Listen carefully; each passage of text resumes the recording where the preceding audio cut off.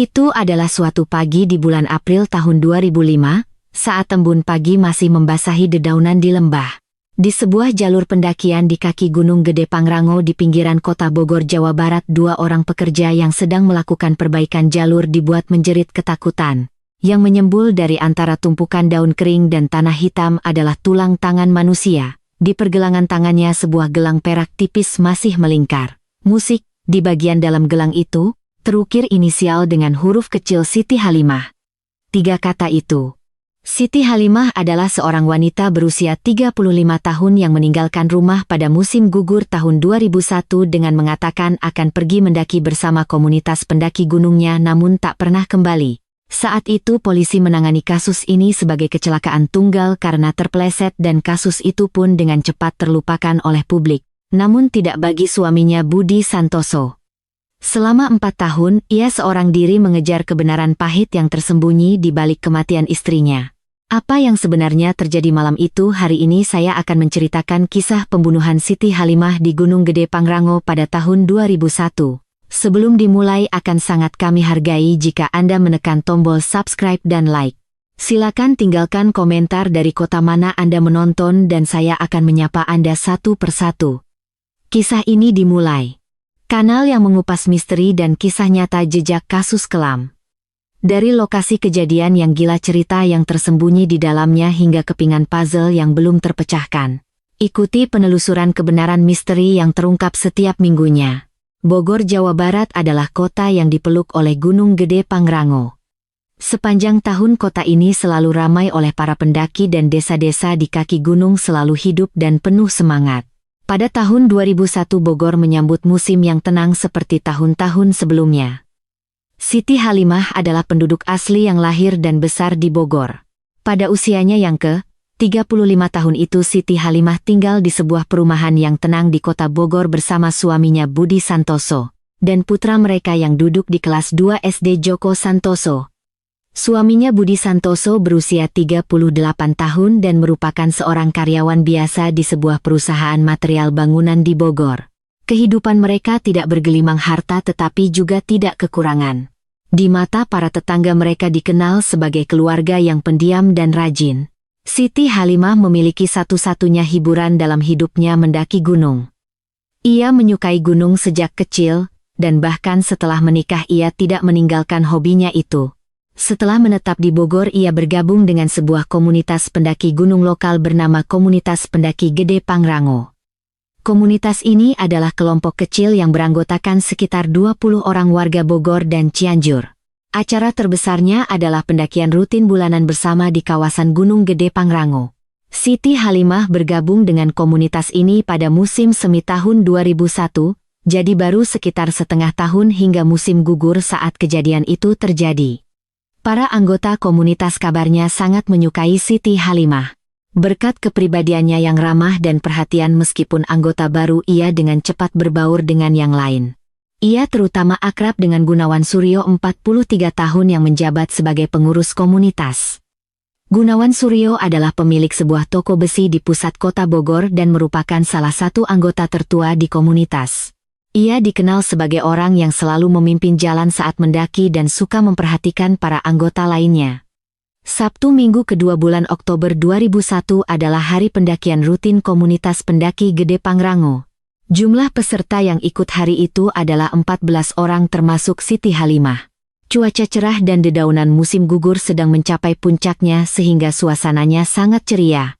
Pagi-pagi sekali Siti Halimah menyiapkan bekal nasi kepal. Dan saat meninggalkan rumah ia berkata pada suaminya Budi Santoso bahwa ia akan pulang lebih awal malam itu. Ia mengelus kepala putranya Joko, dan melangkah keluar pintu depan sambil tersenyum. Itulah saat terakhir Budi Santoso melihat istrinya dalam keadaan hidup. Malam itu Siti Halimah tidak kembali. Awalnya Budi berpikir mungkin acara kumpul-kumpul setelah pendakian berlangsung lebih lama. Tetapi lewat pukul 10 malam bahkan lewat tengah malam tidak ada kabar darinya. Ketika Budi Santoso menelepon anggota komunitas lainnya jawaban yang ia dapatkan kurang lebih sama. Sekitar pertengahan pendakian sore itu, Siti Halimah mengeluh tidak enak badan dan turun gunung sendirian lebih dulu. Keesokan paginya Budi Santoso melaporkan kehilangan istrinya ke Polres Bogor. Saat itu sudah menjadi kebiasaan bagi polisi untuk terlebih dahulu mempertimbangkan kemungkinan pergi secara sukarela dalam kasus hilangnya wanita dewasa. Butuh waktu 3 hari sebelum tim pencari Bengerzu Sulo diterjunkan dan karena Gunung Gede Pangrango sangat luas dan dalam pencarian itu sendiri tidaklah mudah. 10 hari berlalu tanpa ada jejak Siti Halimah yang ditemukan. Waktu terus berjalan dan polisi akhirnya secara de facto menutup penyelidikan dengan tetap membuka kemungkinan kecelakaan tunggal karena terpeleset. Kasus ini seolah-olah menghilang begitu saja ke dalam arsip. Namun pada musim semi tahun 2005, di kaki Gunung Gede Pangrango di mana salju mulai mencair, tulang belulang yang ditemukan oleh para pekerja membawa semuanya kembali ke permukaan. Dan 3 kata yang terukir di gelang itu Siti Halimah juga merupakan nama dari seorang pria yang selama 4 tahun seorang diri mengejar kebenaran. Apa yang sebenarnya telah ditemukan oleh Budi Santoso selama 4 tahun itu, dan apa yang tersembunyi di balik kasus yang telah ditutup oleh polisi ini pada bulan April 2005. Dengan ditemukannya kerangka tersebut, Polres Bogor membuka kembali kasus 4 tahun lalu. Hasil identifikasi dari Pusat Laboratorium Forensik Puslap Polri keluar dalam 10 hari. Awalnya ada temuan awal yang menyatakan bahwa kerangka itu diperkirakan milik seorang wanita berusia 40-an atau lebih, tetapi setelah pemeriksaan mendalam direvisi menjadi wanita berusia pertengahan 30-an. Setelah mencocokkan inisial di dalam gelang dengan catatan gigi kerangka itu, akhirnya dikonfirmasi sebagai milik Siti Halimah yang hilang pada tahun 2001. Dan ada satu temuan krusial lainnya, ditemukan jejak patah tulang pada bagian tulang leher servikal akibat benturan dari luar. Ini adalah temuan yang menunjukkan sulit untuk menganggapnya sebagai kecelakaan tunggal. Kesimpulan yang diambil polisi 4 tahun lalu benar-benar terbalik. Ini bukan kecelakaan melainkan pembunuhan. Polres Bogor segera membentuk tim investigasi dan mulai meninjau kembali kasus ini dari awal. Langkah pertama yang mereka lakukan adalah memanggil kembali 14 anggota yang ikut serta dalam pendakian saat itu untuk dimintai keterangan. Namun sejak awal penyelidikan sudah menghadapi kesulitan. 3 dari 14 orang itu sudah pindah dari Bogor dan tinggal di kota lain dan 1 orang telah meninggal dunia karena sakit. Ada juga 2 anggota yang tidak bisa dihubungi. Waktu 4 tahun ternyata telah mengubah lebih banyak hal dari yang diperkirakan. Keterangan dari anggota yang bisa dimintai keterangan tidak jauh berbeda dari 4 tahun lalu. Siti Halimah turun sendirian lebih dulu sekitar pukul 2 siang. Namun kali ini para penyelidik bertanya dengan lebih teliti dan mendesak. Di tengah proses itu muncullah satu informasi yang tidak ada dalam keterangan 4 tahun lalu. Informasi itu datang dari seorang anggota wanita berusia 46 tahun yang ikut dalam pendakian saat itu, Sri Lestari. Sri Lestari adalah pemilik sebuah warung lauk matang di pusat kota Bogor. 4 tahun lalu saat diperiksa ia hanya mengatakan hal yang sama dengan anggota lain, yaitu Siti Halimah turun lebih dulu sendirian. Tetapi kali ini berbeda. Sri Lestari ragu-ragu sejenak di hadapan penyelidik sebelum dengan hati-hati mengeluarkan pernyataan baru. Ia mengatakan bahwa sesaat sebelum Siti Halimah turun gunung ia melihat dari kejauhan Siti Halimah sedang adu mulut dengan salah satu anggota komunitas.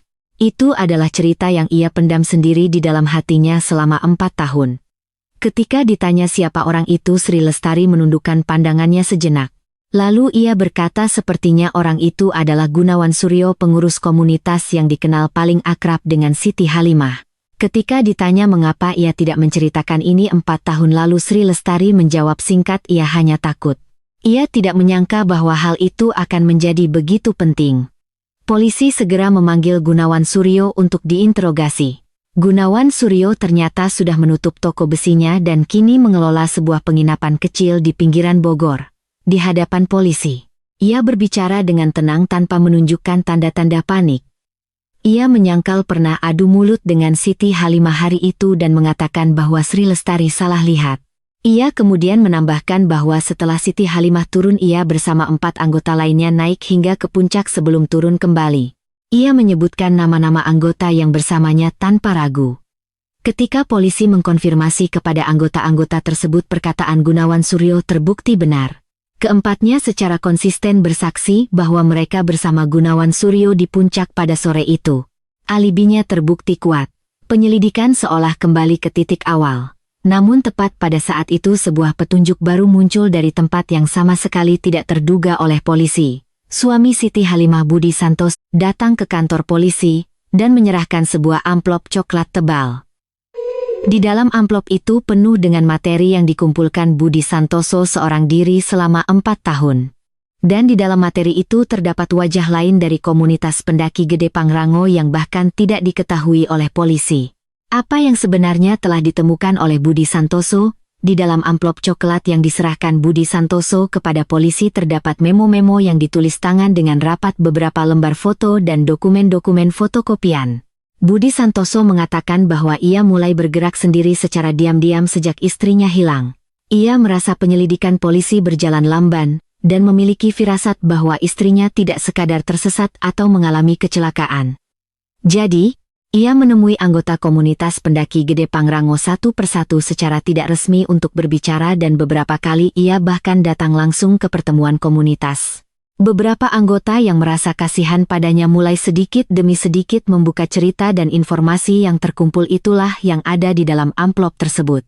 Di antara dokumen-dokumen itu yang paling menarik perhatian polisi adalah daftar anggota komunitas. Dalam daftar yang disusun sendiri oleh Budi Santoso tertulis satu nama yang tidak ada di daftar resmi, Herman Wijaya yang pada tahun 2001 berusia 46 tahun. Herman Wijaya adalah seorang makelar tanah di Cianjur. Ia bukan anggota resmi komunitas pendaki Gede Pangrango, tetapi ia adalah sosok yang disebut sebagai anggota tidak tetap yang sesekali ikut mendaki. Dalam memo Budi Santoso, di samping nama Herman Wijaya ini terdapat 3 tanda tanya kecil yang dibuat dengan pulpen merah. Ketika polisi bertanya kepada Budi Santoso mengapa ia menaruh perhatian pada Herman Wijaya, Budi Santoso mengatakan hal berikut: sekitar 2 bulan sebelum istrinya hilang ada satu hari di mana ekspresi istrinya saat pulang ke rumah tampak tidak biasa. Ketika ditanya dari mana, istrinya menjawab baru pulang dari acara kopdar kopi darat komunitas. Sejak hari itu istrinya menjadi lebih pendiam dan sering melamun. Awalnya Budi Santoso mengira istrinya hanya kelelahan, tetapi belakangan ia mendengar dari salah satu anggota komunitas bahwa Herman Wijaya ada di acara kopdar hari itu. Polisi memanggil Herman Wijaya untuk diinterogasi. Awalnya Herman Wijaya mengaku tidak begitu mengenal Siti Halimah. Ia mengatakan pernah beberapa kali ikut mendaki dengan komunitas tetapi tidak mengenalnya secara pribadi. Namun ketika polisi menyinggung soal acara kopdar, sikap Herman Wijaya sedikit berubah. Setelah berpikir sejenak ia mengaku pernah berbicara singkat dengan Siti Halimah di acara itu. Isi pembicaraannya tidak penting, hanya seputar jalur pendakian. Para penyelidik merasakan ada sesuatu yang disembunyikan dari sikap Herman Wijaya, tetapi tidak ada cara untuk membuktikannya saat itu. Pada tahun 2001 belum ada WhatsApp dan sebagian besar riwayat pesan singkat sudah tidak ada. Mereka meminta riwayat panggilan, tetapi karena sudah 4 tahun berlalu masa penyimpanan data di perusahaan telekomunikasi telah habis sehingga data tidak bisa didapatkan. Ini adalah momen di mana keterbatasan penyelidikan pada masa itu terlihat jelas. Di tengah kebuntuan selembar foto kecil muncul dari bagian paling bawah amplop Budi Santoso. Foto itu buram merupakan foto grup yang diambil oleh seseorang saat pendakian. Terlihat juga Siti Halimah yang sedang tersenyum. Namun seorang penyelidik tertegun saat melihat sosok yang tertangkap di salah satu sudut foto. Wajah asing yang tidak ada di daftar anggota resmi maupun di memo Budi Santoso. Siapakah orang itu? Proses untuk mengidentifikasi wajah asing di foto itu memakan waktu lebih lama dari yang diperkirakan. Para penyelidik menunjukkan foto itu kepada Budi Santoso. Budi Santoso menatapnya lama sebelum menggelengkan kepala. Ia berkata bahwa ia juga tidak mengenal orang itu. Polisi membawa foto itu dan menemui anggota komunitas pendaki Gede Pangrango satu persatu. Sebagian besar anggota mengatakan tidak tahu. Kemudian anggota ke-10 yang mereka temui langsung menyebutkan nama begitu melihat foto itu. Paijo yang pada tahun 2001 berusia 34 tahun. Ia adalah seorang petani dari Sukabumi, bukan anggota resmi maupun anggota tidak tetap komunitas, hanya seseorang yang sesekali ikut mendaki karena diajak oleh kenalannya. Polisi pergi ke Sukabumi untuk mencari Paijo. Paijo tampak sangat terkejut melihat polisi saat sedang bekerja di ladang. Ia bahkan sempat meninggikan suaranya bertanya mengapa ia harus diinterogasi. Begitu polisi mengkonfirmasi fakta bahwa ia ikut serta dalam pendakian Gunung Gede Pangrango pada Oktober 2001, barulah ia mulai bicara. Ia mengaku memang ikut mendaki hari itu tetapi tidak kenal sama sekali dengan Siti Halimah dan sudah turun lebih dulu sebelum makan siang. Fakta bahwa Paijo turun lebih awal dikonfirmasi oleh kesaksian dua anggota lain. Namun polisi tidak bisa melewatkan satu kejanggalan. Bagaimana bisa seseorang yang tidak ada di daftar resmi, bisa ada di foto grup pendakian? Paijo mengatakan ia tidak tahu foto itu diambil. Ia juga tidak tahu siapa yang mengambilnya. Kalau begitu siapa, kapan dan mengapa foto itu diambil? Polisi melacak asal-usul foto itu. Mereka bertanya kepada Budi Santoso siapa yang memberinya foto itu. Budi Santoso mengatakan ia mendapatkannya dari salah satu anggota komunitas. Seorang wanita berusia 40-an bernama Ratnasari. Ratnasari bekerja di bagian administrasi di sebuah SD di Bogor. Ketika polisi memanggil Ratnasari dan bertanya tentang foto itu, ia membenarkan bahwa itu adalah foto yang ia ambil saat pendakian hari itu. Namun kalimat yang ditambahkan oleh Ratnasari membuat telinga para penyelidik terbelalak. Ia mengatakan kurang dari 1 jam setelah mengambil foto itu ketua komunitas menghampirinya dan meminta roll film dari kameranya. Saat itu adalah era kamera film bukan kamera digital.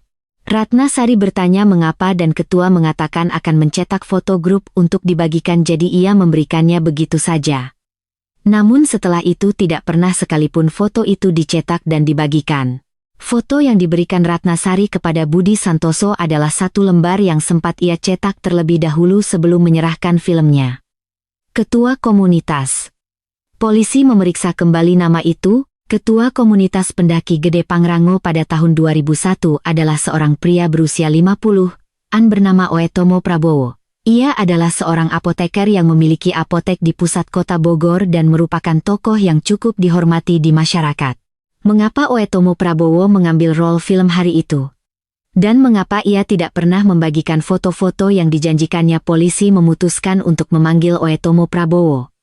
Namun tepat pada hari mereka akan menghubungi, sebuah telepon tak terduga datang lebih dulu dari pegawai apotek Oetomo Prabowo.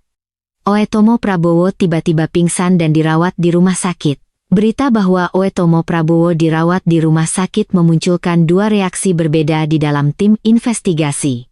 Ada yang berpikir itu murni masalah kesehatan, ada pula yang menganggap waktu pingsannya tepat saat penyelidikan akan dimulai terlalu kebetulan.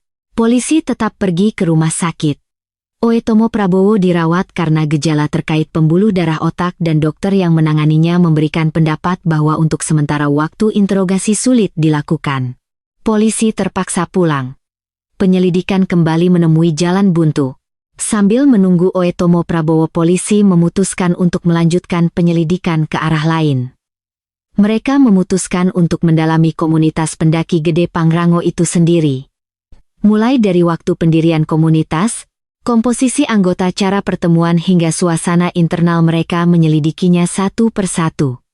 Dalam proses itu terungkap fakta bahwa di dalam komunitas selain kegiatan resmi ada pertemuan kecil-kecilan yang terpisah.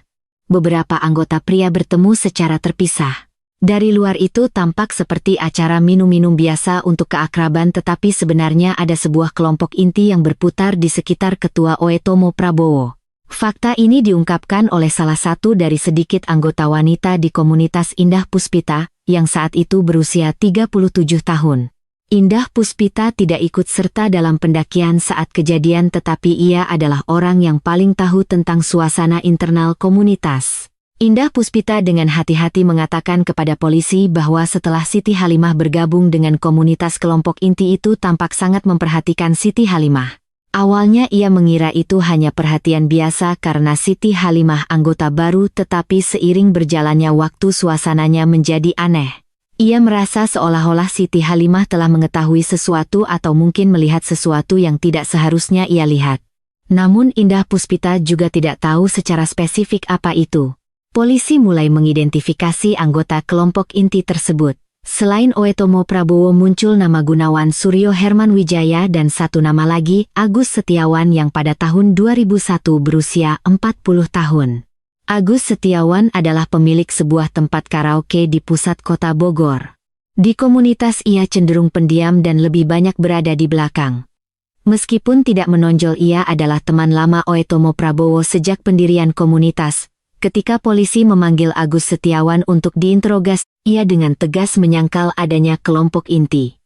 Ia mengatakan itu hanya orang-orang yang akrab sesekali makan dan minum bersama. Mengenai Siti Halimah, ia juga mengaku hanya mengenalnya sebagai salah satu anggota komunitas. Meskipun polisi menekannya, sikap Agus Setiawan tidak goyah. Penyelidikan sepertinya kembali membentur tembok. Namun 2 hari setelah Agus Setiawan meninggalkan kantor polisi, sebuah telepon datang dari tempat yang sama sekali tidak terduga. Peneleponnya adalah mantan istri Agus Setiawan. Wanita yang sudah bercerai selama 3 tahun itu mengatakan ia ingin memberitahu polisi sesuatu tentang mantan suaminya. Dan itu adalah cerita yang mungkin berhubungan langsung dengan kasus Siti Halimah. Apa yang sebenarnya diketahui oleh wanita itu? Mantan istri Agus Setiawan adalah Yuni Wulandari yang pada tahun 2005 berusia 39 tahun. Tinggal di Bandung yang tidak terlalu jauh dari Bogor. Ia tampak menggenggam erat tangannya sejak masuk ke kantor polisi. Yuni Wulandari hidup bersama Agus Setiawan selama 12 tahun sebelum bercerai pada tahun 2002. Alasan perceraian resminya adalah perbedaan kepribadian. Namun alasan sebenarnya yang diungkapkan Yuni Wulandari kepada polisi berbeda. Agus Setiawan menjalin hubungan tidak pantas dengan wanita-wanita lain melalui kegiatan komunitasnya. Yuni Wulandari mengatakan ia mulai merasa curiga dengan perilaku suaminya sejak musim panas tahun 2001. Suaminya sering pulang larut, dan beberapa kali pergi dengan alasan pertemuan komunitas dan baru kembali subuh. Kemudian pada suatu hari di musim gugur tahun 2001, ia menemukan selembar memo di saku mantel Agus Setiawan. Di sana tertulis nama seorang wanita beserta tanggal dan tempat, dan nama itu adalah Siti Halimah. Yuni Wulandari saat itu menanyakannya kepada suaminya, tetapi Agus Setiawan hanya berkelit dengan mengatakan itu hanya nomor kontak anggota komunitas. Tidak lama setelah itu berita hilangnya Siti Halimah menyebar di lingkungan mereka dan Yuni Wulandari menjadi sangat takut sehingga tidak bisa mengatakan apa-apa. Bahkan setelah bercerai, ia tetap diam karena khawatir akan dicelakai oleh mantan suaminya. Baru setelah melihat berita penemuan kerangka, ia merasa tidak bisa diam lagi dan memutuskan untuk datang ke polisi. Polisi segera memanggil kembali Agus Setiawan. Kali ini mereka menyodorkan kesaksian mantan istrinya. Awalnya Agus Setiawan dengan keras membantah, mengatakan bahwa mantan istrinya berbohong karena dendam perceraian. Namun ketika polisi menyebutkan secara spesifik tentang memo itu, raut wajah Agus Setiawan berubah. Setelah hening sejenak, Agus Setiawan mengakui bahwa ia pernah berkomunikasi secara pribadi dengan Siti Halimah. Tapi hanya itu saja. Ia memang memiliki perasaan pribadi, tetapi Siti Halimah menolaknya dan pada hari kejadian ia sudah turun gunung lebih dulu dan berada di kota Bogor. Polisi memeriksa alibinya pada hari itu.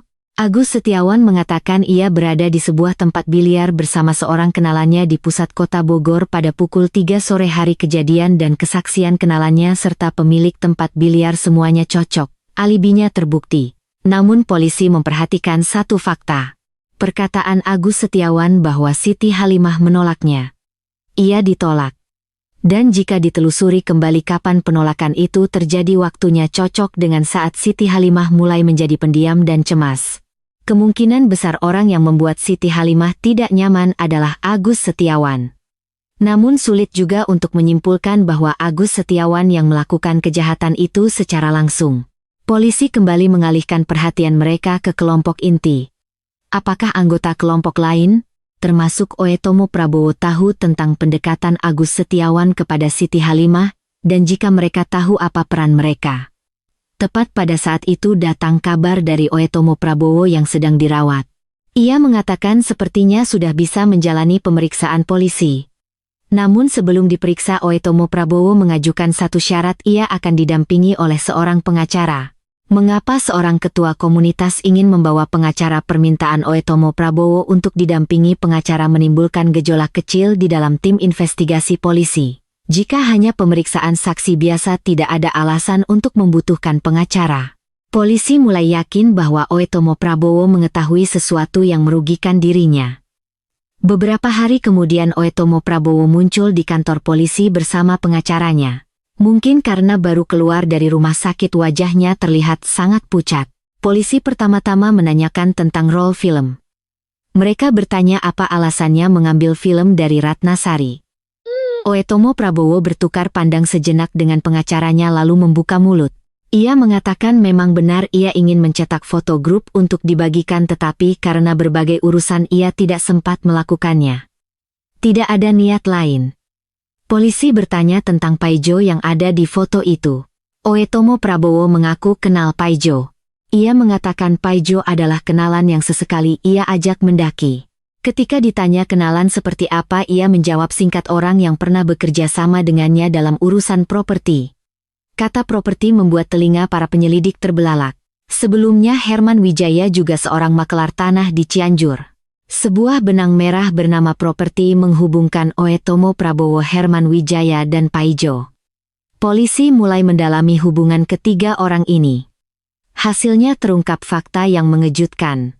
Pada tahun 2001, ketiga orang ini terlibat bersama dalam sebuah transaksi jual beli lahan untuk villa skala kecil di kawasan Bogor dan Cianjur.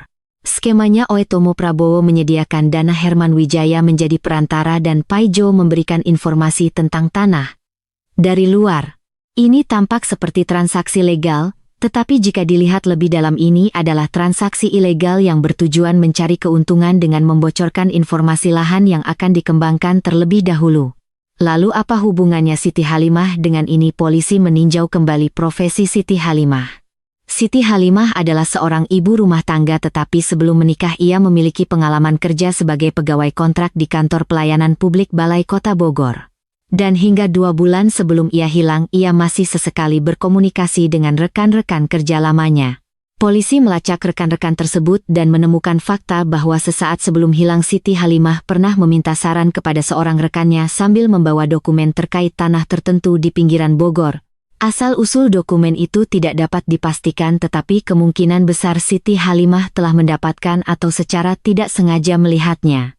Jika dokumen itu terkait dengan transaksi tanah ilegal komplotan Oetomo Prabowo maka Siti Halimah tanpa ia sadari telah menyentuh sesuatu yang tidak seharusnya ia sentuh.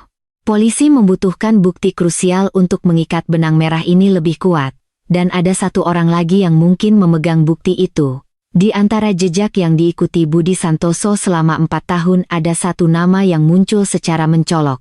Orang ini tampaknya tidak terkait dengan komunitas maupun kelompok inti tetapi di memo Budi Santoso di samping nama itu tertulis kalimat ini, orang ini tahu semuanya. Siapakah nama itu? Nama yang tertulis di memo Budi Santoso adalah Pak Karjo, yang pada tahun 2005 berusia 53 tahun. Pak Karjo adalah pemilik sebuah warung kelontong kecil di pinggiran Bogor. Ia tidak memiliki hubungan apapun dengan komunitas. Dan secara resmi juga tidak memiliki hubungan dengan Oetomo Prabowo atau Herman Wijaya. Lalu mengapa Budi Santoso menuliskan nama orang ini di memonya? Ketika ditanya langsung kepada Budi Santoso ia mengatakan ada seorang saksi yang melihat Siti Halimah di depan warung Pak Karjo 3 hari sebelum ia hilang. Dan ia tidak sendirian melainkan sedang berbicara dengan seorang pria asing dengan ekspresi serius. Polisi mendatangi Pak Karjo. Awalnya Pak Karjo mengaku tidak mengenal Siti Halimah, namun ketika polisi menyebutkan cerita saksi ekspresi Pak Karjo menegang. Setelah ragu-ragu cukup lama ia akhirnya mengaku. Memang benar Siti Halimah datang menemuinya 3 hari sebelum ia hilang. Tapi alasan kedatangannya tak terduga. Sebagian dokumen yang dibawa Siti Halimah ternyata berisi informasi terkait tanah milik Pak Karjo. Menurut cerita Pak Karjo beberapa bulan sebelumnya seseorang bernama Herman Wijaya datang dan ingin membeli tanahnya. Ia menawarkan harga sedikit di atas pasaran dan Pak Karjo setuju untuk menjual. Belakangan ia baru tahu bahwa tanah itu masuk dalam kawasan yang akan dikembangkan sehingga nilai sebenarnya berkali-kali lipat dari uang yang ia terima. Dokumen yang dibawa Siti Halimah ternyata berisi surat-surat terkait penetapan kawasan pengembangan itu, dan Siti Halimah datang untuk memberitahunya bahwa sepertinya ia telah ditipu. Polisi kembali melacak bagaimana Siti Halimah mendapatkan dokumen itu. Akhirnya petunjuk datang dari rekan kerja lama Siti Halimah. Siti Halimah secara tidak sengaja mendengar Herman Wijaya membual di sebuah acara minum-minum komunitas. Merasa ada yang aneh, ia meminta tolong rekannya di balai kota untuk memeriksa dokumen terkait. Dan melalui dokumen itu, ia mengetahui fakta bahwa Herman Wijaya dan Oetomo Prabowo telah membocorkan informasi pengembangan terlebih dahulu untuk membeli tanah beberapa orang dengan harga murah. Siti Halimah hanya ingin memperbaiki kesalahan. Dengan niat baik ia mendatangi Pak Karjo. Namun tindakan baiknya itu justru menempatkannya dalam bahaya. Polisi menekan keras Oetomo Prabowo dan Herman Wijaya. Mereka bertanya apakah mereka tahu bahwa Siti Halimah memiliki dokumen itu. Keduanya mengaku tidak tahu. Tapi kali ini berbeda. Kesaksian Pak Karjo, kesaksian rekan Siti Halimah dan data yang dikumpulkan Budi Santoso selama 4 tahun mulai saling terkait. Polisi menetapkan Oetomo Prabowo dan Herman Wijaya sebagai tersangka atas tuduhan penipuan dan secara resmi memulai penyelidikan atas tuduhan pembunuhan Siti Halimah. Namun, di saat-saat genting terjadi lagi hal yang tak terduga. 2 hari sebelum diperiksa polisi, Herman Wijaya mengalami kecelakaan lalu lintas.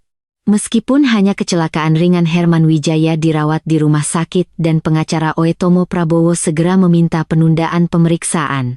Di dalam tim investigasi muncul suara-suara yang meragukan apakah kecelakaan itu benar-benar kebetulan. Apakah seseorang telah bertindak sebelum Herman Wijaya buka mulut Ki Aridia?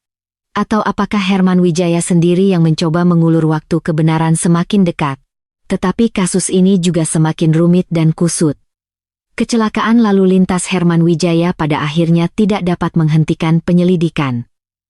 Setelah dirawat selama 3 hari, Herman Wijaya keluar dari rumah sakit, dan polisi langsung memanggilnya ke ruang interogasi keesokan harinya.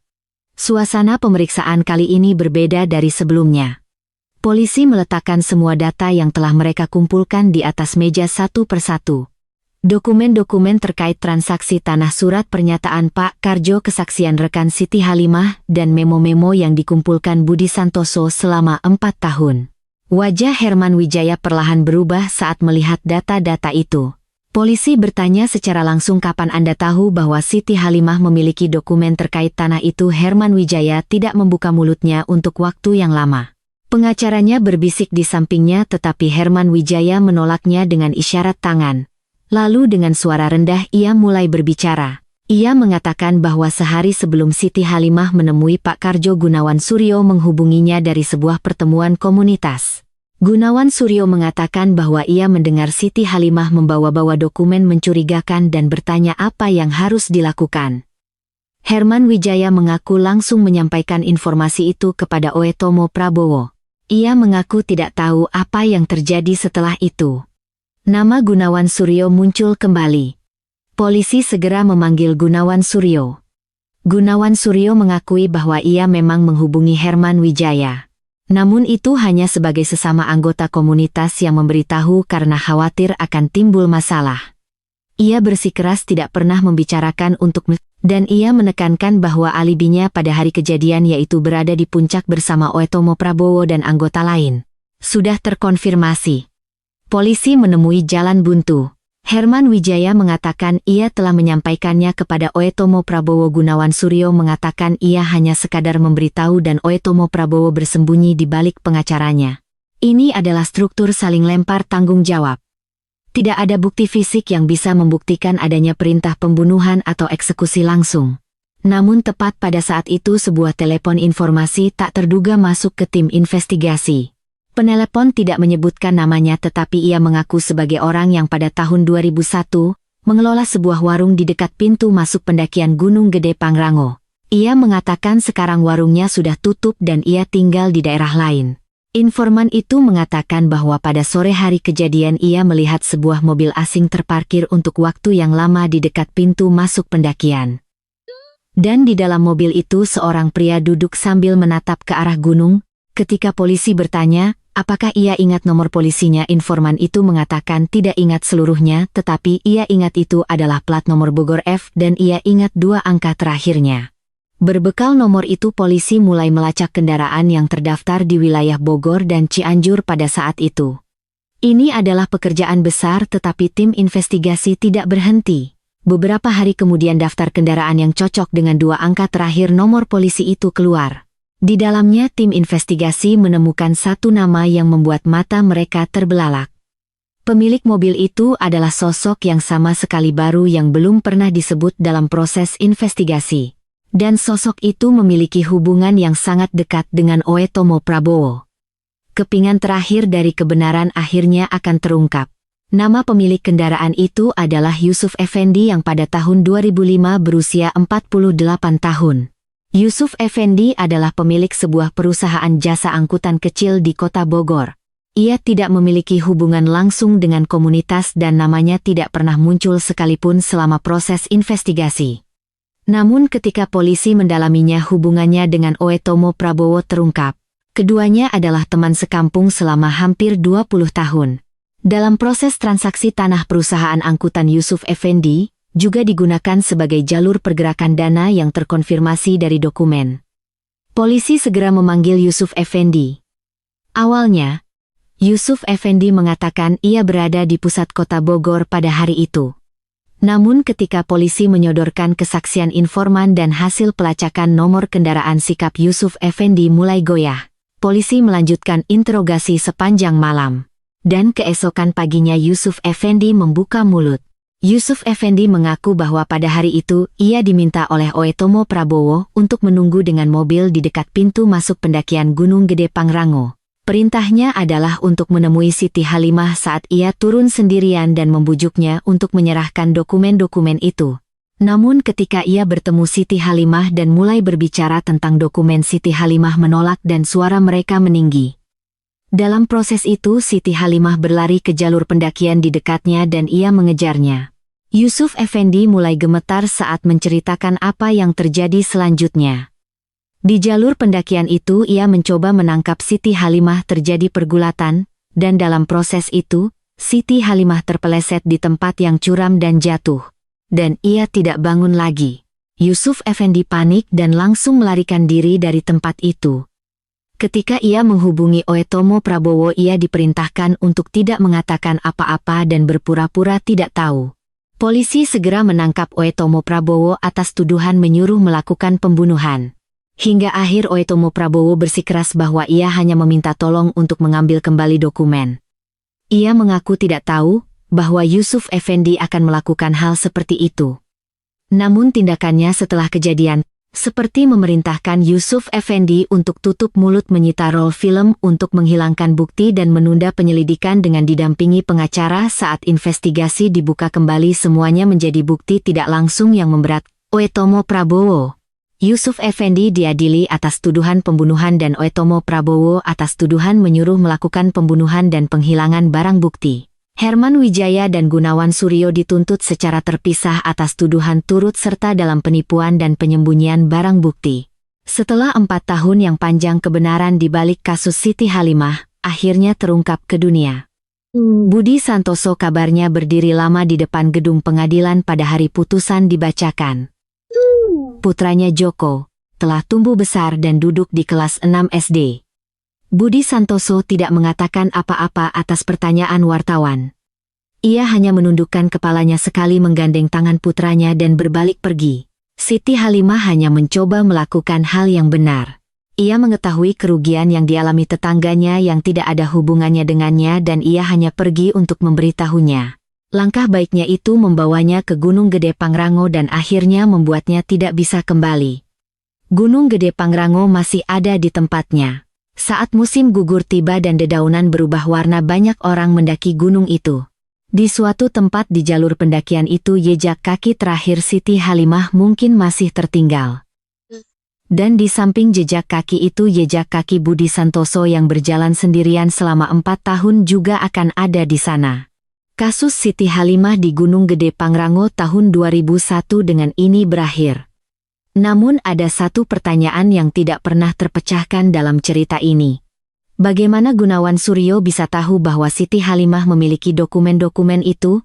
Di dalam komunitas hampir tidak ada orang yang cukup dekat dengan Siti Halimah untuk dicurhati tentang hal itu. Namun Gunawan Suryo sudah mengetahui fakta itu sehari sebelum Siti Halimah menemui Pak Karjo. Apakah ada seseorang di sisi Siti Halimah yang mengawasi gerak-geriknya? Bagian ini tidak pernah terungkap dengan jelas bahkan selama proses persidangan. Kasus Siti Halimah di Gunung Gede Pangrango secara hukum telah selesai. Tetapi tidak ada yang tahu apakah seluruh cerita yang sebenarnya telah terungkap ke dunia. Bagaimana menurut Anda? Silakan tinggalkan pendapat Anda di kolom komentar. Subscribe dan like adalah kekuatan terbesar bagi kami untuk terus menyajikan cerita-cerita seperti ini. Sampai jumpa di cerita berikutnya.